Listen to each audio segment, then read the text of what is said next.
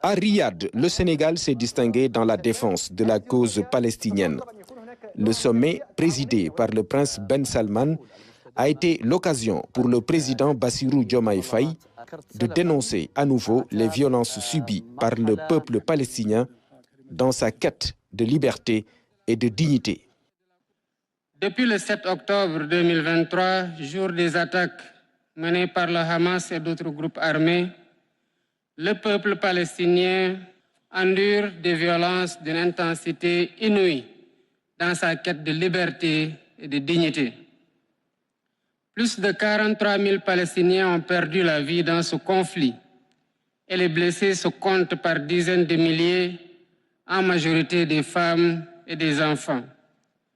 Parmi les victimes figurent des secouristes palestiniens, des journalistes, ainsi que plus de 230 employés des Nations Unies fauchés dans l'exercice de leurs devoirs humanitaires.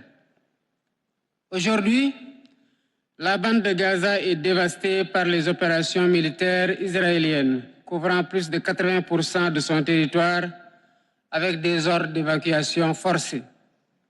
Près de 2 millions de personnes se retrouvent déplacées, sans ressources et souvent sans abri, abandonnées à une situation de détresse indescriptible.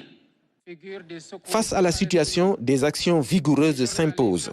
En sa qualité de président du Comité pour la défense des droits inaliénables du peuple palestinien, le Sénégal n'entend pas être en reste.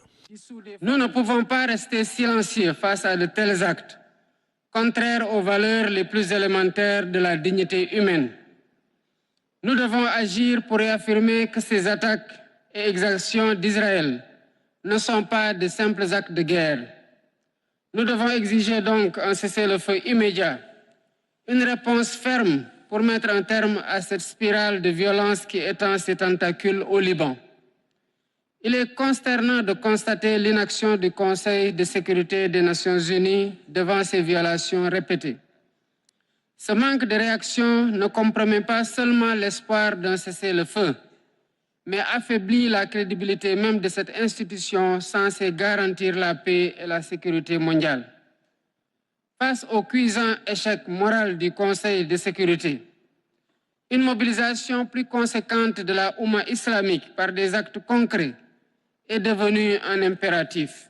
En réaffirmant sa position, le Sénégal rappelle en même temps la nécessité d'une paix durable qui passe par une solution politique. Celle-ci devra être fondée sur le principe de 2 États existants côte à côte dans des frontières sûres et internationalement reconnues, avec Jérusalem-Est comme capitale de la Palestine, assortie d'un règlement équitable pour les réfugiés.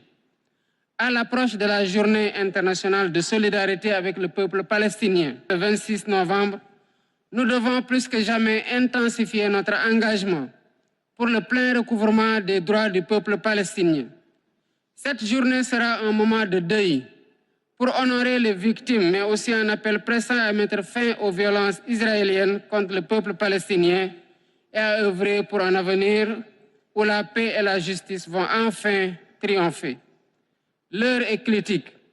Nous devons ici et maintenant unir nos voix et nos efforts dans un esprit de solidarité et de fraternité islamique pour que cessent les souffrances du peuple palestinien. Que notre détermination soit ferme et que notre action soit résolue. Assalamu alaikum wa rahmatullahi ta'ala wa barakatuh.